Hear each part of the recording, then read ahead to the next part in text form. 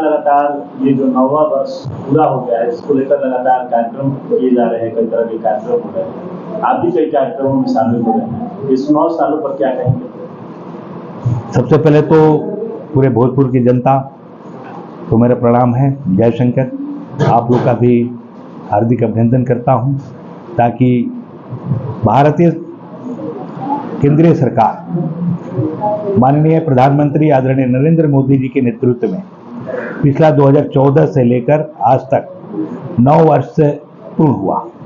इस कालों में जब से प्रधानमंत्री जी का नेतृत्व चल रहा है, या पूरे कैबिनेट के मंत्रालय जिन जो मंत्रालय जिनको मिला, एक पूरे भारत में विकास की रथ निकल चुका है। आप देखें कहीं भी रोड की, पुल की, ब्रिज की, कॉलेज की, मेडिकल कॉलेजों का, इस तरह का जन कल्याण कार्यों में सबसे पहले प्रधानमंत्री जी का रुझान रहा, जो भारत के गरीब जनता के प्रति जनधन खाता योजना अब पता चल रहा है कि क्यों बना। उस समय था कि क्या पैसा आएगा, विपक्ति की तरफ से कुछ लोग बोलते थे कि 15 लाख मिलेगा। अरे 15 लाख मिलेगा, ब्लैक मनी बाहर से आ जाएगा तो प्रत्येक व्यक्तियों को मिलने की बातें थी, इतनी संख्या में हो जाएगी। आज कांग्रेस के देन थी कि आज जन्म जो लेता है बच्चा, वो 4,000, 5,000, 6,000 के कर्ज में था। इस कर्ज मुक्ति के लिए हमारा ब्लैक मनी बाहर से आना था।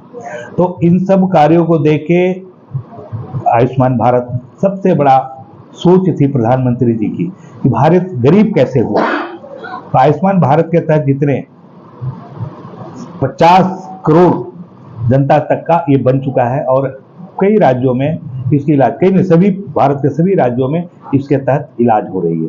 तो इलाज में सबसे पहले गरीब जनता कैसे बनता है, इलाज हुआ, कैंसर हो गई, बड़ा बीमारी हुआ, 2 लाख 5 लाख लगा, 1 बीघा 2 बीघा 5 बीघा जमीन वो बेच दिया, गाय भैंस बकरी बैल बेच दिया। तो इस तरह के बेचना ना पड़े, इसलिए प्रधानमंत्री जी पूरे अपने परिवार के सदस्य सदस्य के नाते सारे लोगों को एक आयुष्मान भारत 5 लाख तक प्रत्येक व्यक्ति का इलाज का सबसे बड़ा प्रोजेक्ट जो हमें पसंद है, इसलिए मैं पहले नाम लिया। इस तरह की कई योजनाएं आई। कोरोना काल में भी आपने देखा, कोरोना काल में विश्व परेशान था, लेकिन हमारे प्रधानमंत्री जी, राष्ट्रीय अध्यक्ष जयप्रकाश नड्डा जी का आह्वान हुआ कि भारतीय जनता पार्टी के जितने भी कार्यकर्ता हैं, कम से कम 5 लोगों का सेवा में उतरे। हम लोगों ने पूरे जिला में, पूरे भारत में बहुत संख्या में उतरा, राशन वितरण से लेके बाहर से आने वाले लोगों को खाना खिलाने से लेके जूता चप्पल तक का, इन सबों का व्यवस्था 9 वर्षों में प्रधानमंत्री जी की सोच की मैं तारीफ करता हूं। आदरणीय जयप्रकाश नड्डा जी की सोच की तारीफ करता आह्वान किया, उसमें हम लोग भी जिला में थे। आप लोगों ने देखा होगा, अपने बारे में क्या बताएं, ये बताना नहीं है, लेकिन इस तरह का 9 वर्ष बेमिसाल रहा।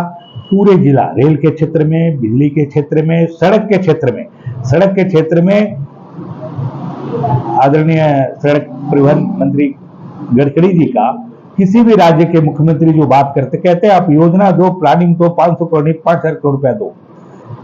ये नरेंद्र मोदी जी की सरकार की देन थी। इसके पहले जो भी सरकार आई, पैसा नहीं है, योजना बना, कई वर्षों से लगा, कई वर्षों से चला। तो आप तो देख रहे हैं यहाँ ब्रिज गिरना, ये गिरना, कई वर्षों की योजना, तो बन जाना था, ब्रिज बहुत पहले से बन जाना था। लेकिन आदरणीय प्रधानमंत्री मोदी जी के नेतृत्व में जो भी शिलान्यास हुआ, उसका आप देखें 2 साल 3 वर्षों का जो टाइम उसमें पूर्ण हो जाता है। जैसे कि अब आप आरा में भी देख सकते हैं, जो आप शादियां कराते रहे हैं, हमेशा जो कार्यक्रम चलता रहा, अभी भी क्या हो रहा है? ये शादियां और गरीबों के साथ हमारी टीम सेवा भारती के माध्यम से, और हम लोग प्रत्येक दिन लगे रहते हैं, प्रत्येक दिन 5-6 शादियों की। अब जो कोरोना आ गया था उससे सामूहिक शादियां बंद होगी। सामूहिक शादियां, अब देखिए 151 जोड़े का सामूहिक शादी हुई थी, बारात गाजा बाजा हाथी घोड़ा के साथ, और भोजपुर की संस्कृति को लेकर मंडप के साथ वो शादियां हुई थी।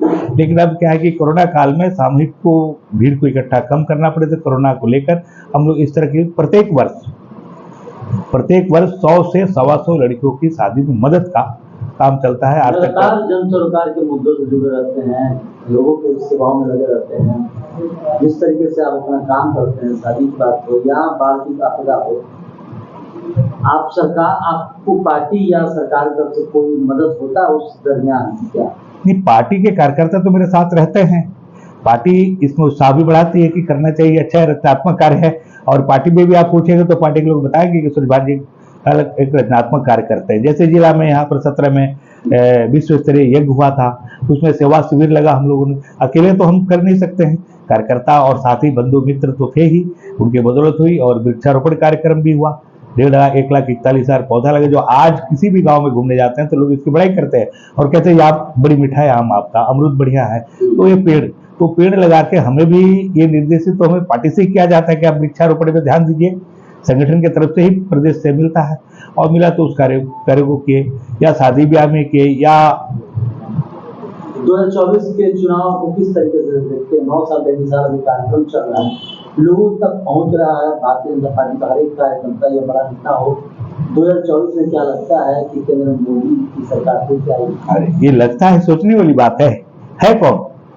और इस तरह का काम करके जनता अगर नरेंद्र भाई मोदी जी को नहीं चुनेगी तो जनता के दिलो दिमाग में एक बच्चे तक नरेंद्र भाई मोदी जी का प्रधानमंत्री कौन है ये जानकारी है।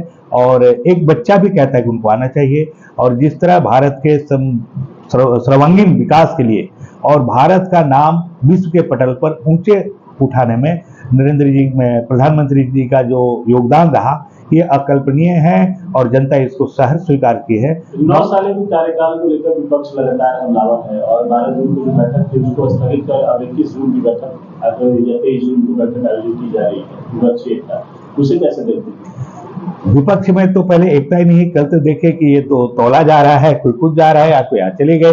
अभी चंद्रबाबू नायडू भी विपक्ष के नेता थे, वो हमारे गठबंधन में आने वाले हैं और केजरीवाल जी इनके यहाँ शामिल नहीं हुए। तो इनकी एकता कब तक चलेगी ये लोगों के दिलो दिमाग में है। तो नरेंद्र भाई मोदी जी की प्रधानमंत्री के सिवाय दूसरा कोई ऐसा नहीं जो भारत को विश्व के पटल को ऊंचा स्थान दे सके।